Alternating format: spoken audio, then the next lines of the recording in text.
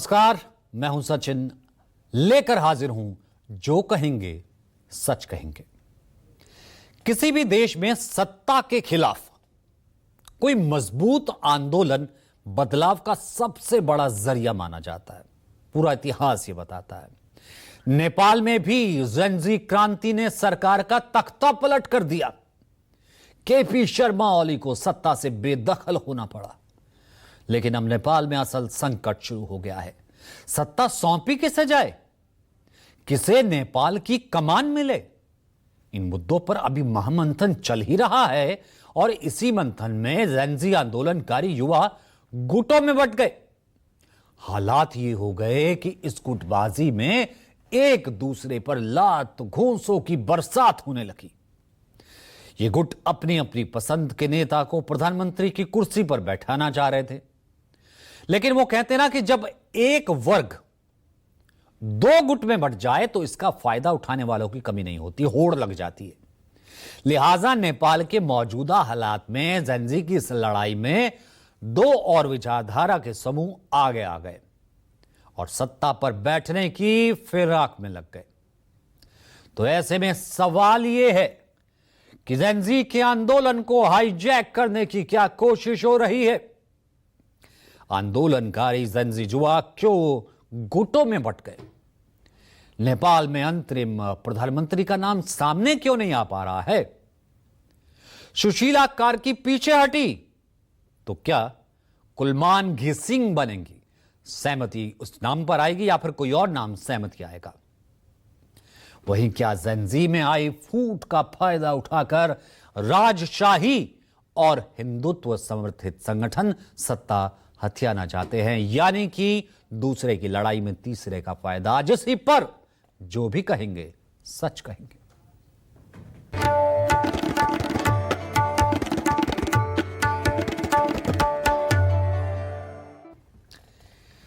नेपाल में पहले 2 दिन तक तो भीषण हिंसा हुई। सबने देखा, पूरी दुनिया ने देखा। राजधानी काठमांडू समेत देश के तमाम शहरों में राष्ट्रीय धरोहरों को फूंक दिया गया।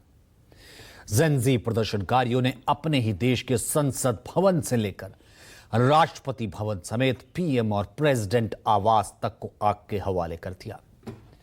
मंत्रियों के दफ्तर, सिंह दरबार को भी राख में तब्दील कर दिया गया। इस हिंसा के दौरान ही प्रधानमंत्री केपी शर्मा ओली समेत तमाम मंत्रियों को इस्तीफा देना पड़ा। यानी नेपाल की ओली सरकार का तख्ता पलट हो गया, जैसा कि जेनजी आंदोलनकारी युवा चाहते थे। लेकिन नेपाल में अब असल संकट गहराने लगा है। यह संकट सियासी है।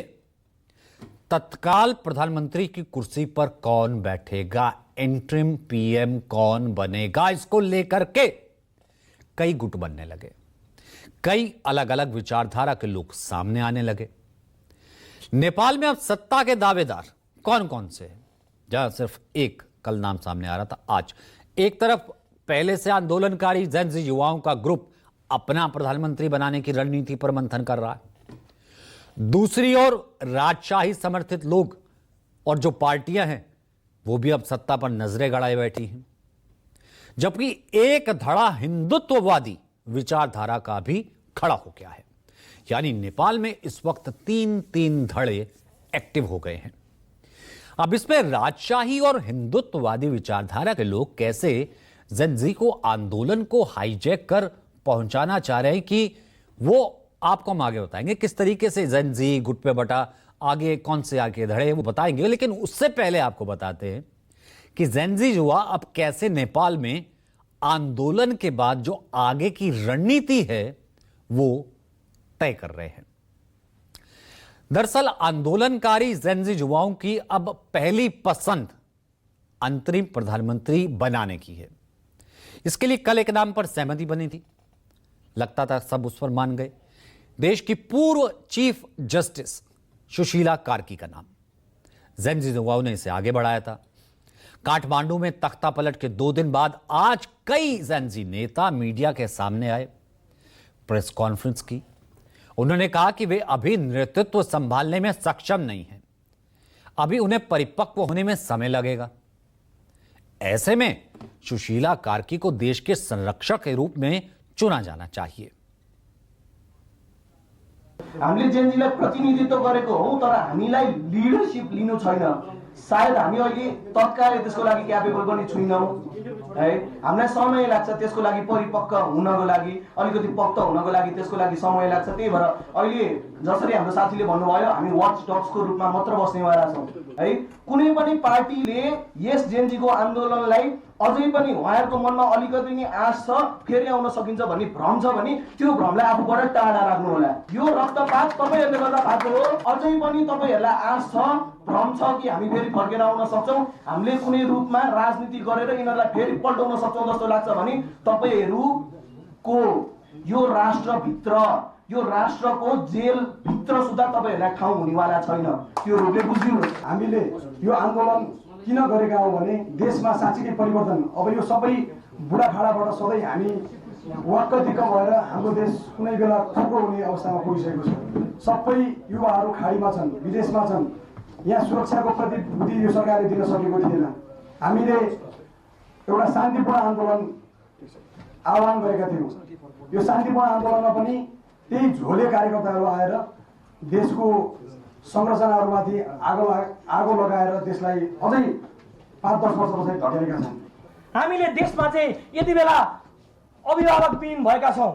हाम्रो देशको न्यायपालिका, कार्यपालिका, व्यवस्थापालिका सबै ठप्प भएको स्थिति छ। आज हामीले चाहिँ अब यसलाई चाहिँ हामीलाई देशलाई एउटा असल अभिभावकको खाँचो छ।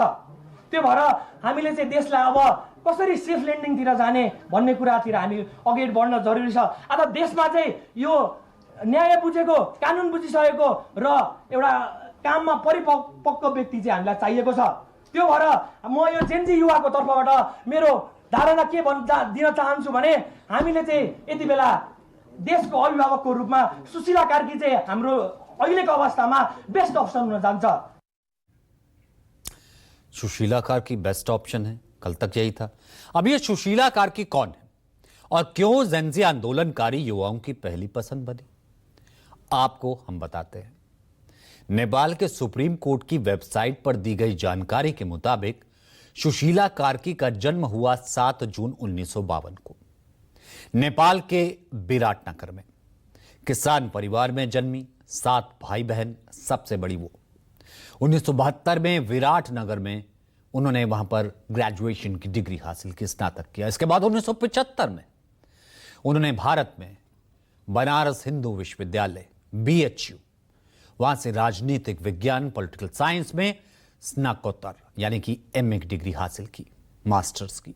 और 1978 में त्रिभुवन विश्वविद्यालय से कानून की पढ़ाई पूरी की। 1979 में उन्होंने विराटनगर में वकालत शुरू कर दी। इस दौरान 1985 में धरान के महेंद्र मल्टीपल कैंपस में सहायक अध्यापिका के रूप में भी वो कार्यरत हुई। उनकी न्यायिक यात्रा का सबसे अहम पड़ाव 2009 में आया, जब उन्हें सुप्रीम कोर्ट में अस्थायी न्यायाधीश नियुक्त किया गया। 2010 में वे स्थायी न्यायाधीश बन गई और 2016 में कुछ समय के लिए वे कार्यवाहक मुख्य न्यायाधीश रही और 11 जुलाई 2016 से 6 जून 2017 तक वो नेपाल की पहली मुख्य न्यायाधीश, चीफ जस्टिस ऑफ नेपाल बनी।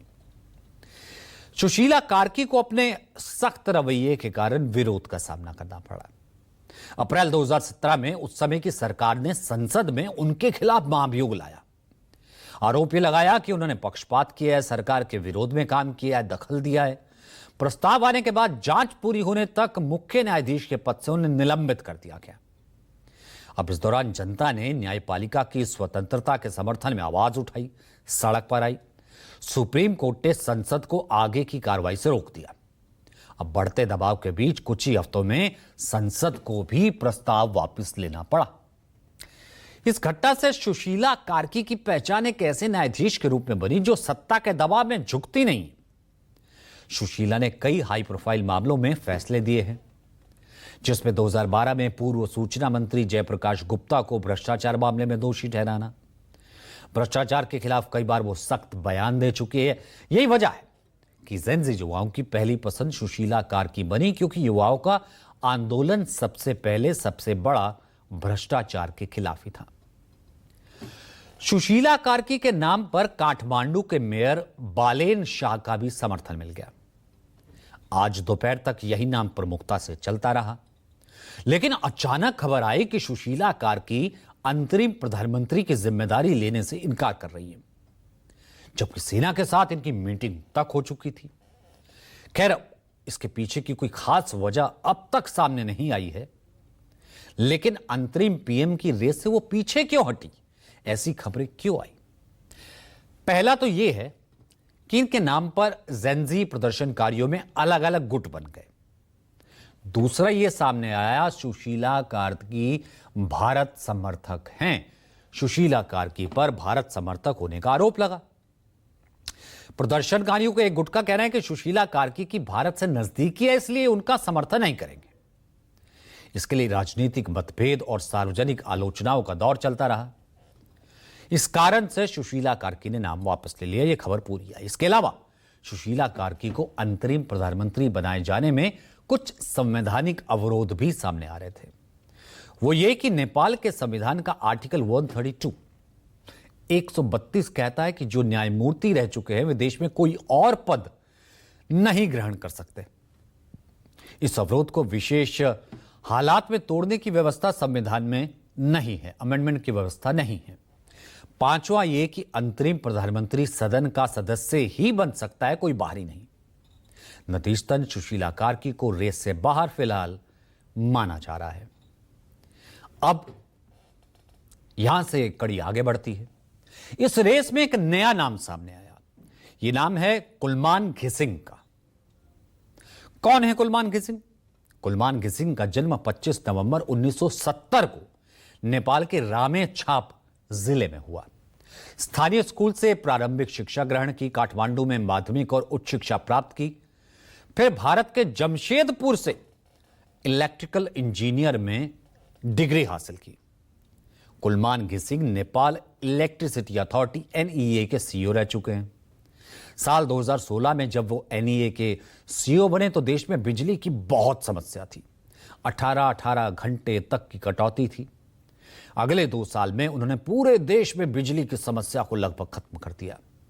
उनकी इस उपलब्धि के लिए उन्हें उजियालो नेपाल का अभियंता, यानी कि नेपाल को रोशनी की राह दिखाने वाला कहा जाता है। साथ ही लोड शेडिंग खत्म करने वाला हीरो भी कहते हैं उनको। लाइट मैन के नाम से वहां नेपाल में उन्हें बुलाया जाता है। कुलमान की लीडरशिप में नेपाल ने 2023-24 में भारत को बिजली निर्यात करना तक शुरू कर दिया और एनईए को घाटे से निकालकर मुनाफे में ला दिया।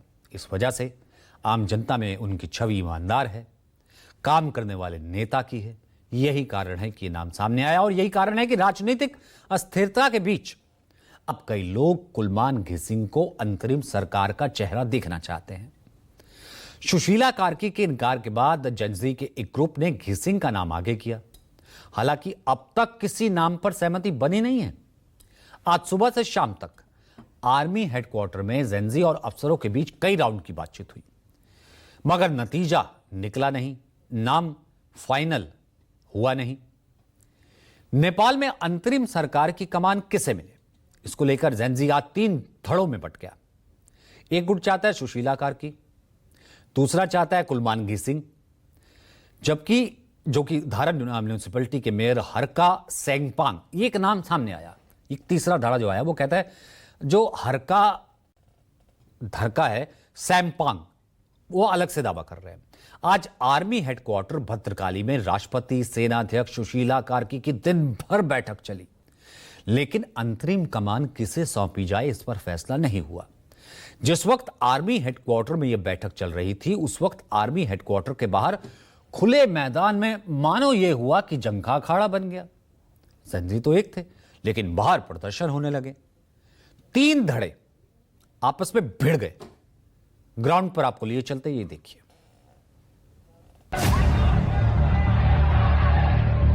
पहले विरोध,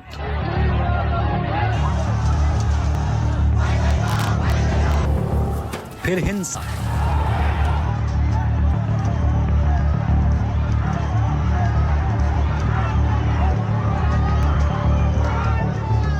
और अब जेनजी की सियासत। नेपाल में हिंसक विद्रोह के बाद अब कमान सेना के हाथ में है और कवायद हो रही है अंतरिम सरकार के गठन की। लेकिन इन सब के बीच नेपाल से जनजी युवाओं के दो गुटों के बीच भिड़ंत की तस्वीरें सामने आई है। भय, अशांति, अफरा तफरी के माहौल के बीच नेपाल की सड़कों पर जनजी युवाओं का मजमा लगता दिख रहा है। तस्वीरें आर्मी हेडक्वार्टर के बाहर की बताई जा रही हैं, जहां जनजी प्रदर्शनकारियों के दो गुट भिड़ गए। वीडियो में आप साफ देख सकते हैं कि अफरा तफरी के माहौल के बीच कैमरा तेजी से भीड़ की तरफ चला जाता है। कैमरे के करीब पहुंचते ही तस्वीर साफ हो जाती है और भीड़ के बीचों बीच एक युवा पिटते हुए बाहर आता है।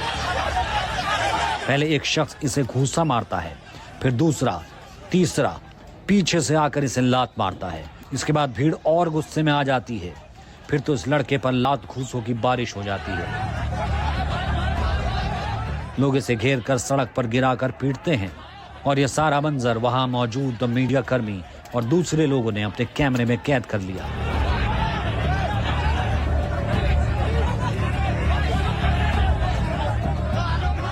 अब इस दूसरे वीडियो को देखिए, इस पे भी अफरा तफरी का माहौल है। इस वीडियो में जनजी युवाओं का एक गुट नारेबाजी करता नजर आ रहा है। कैमरा लेफ्ट पैन होता है। सेना के जवान खड़े नजर आते हैं जो अत्याधुनिक हथियारों से लैस हैं। इस बीच जनजी युवाओं का प्रदर्शन जारी रहता है। वीडियो आगे बढ़ता है। युवाओं का एक गुट एक शख्स की तरफ गुस्से से आगे बढ़ता है। इनमें तीखी बहस होती है। तभी माहौल ना बिगड़े, सेना का एक जवान लाउड स्पीकर से अनाउंस करना शुरू कर देता है ताकि हालात को बिगड़ने से रोका जा सके। इसके बाद युवाओं को मौके से सेना के जवान हटाना शुरू कर देते हैं।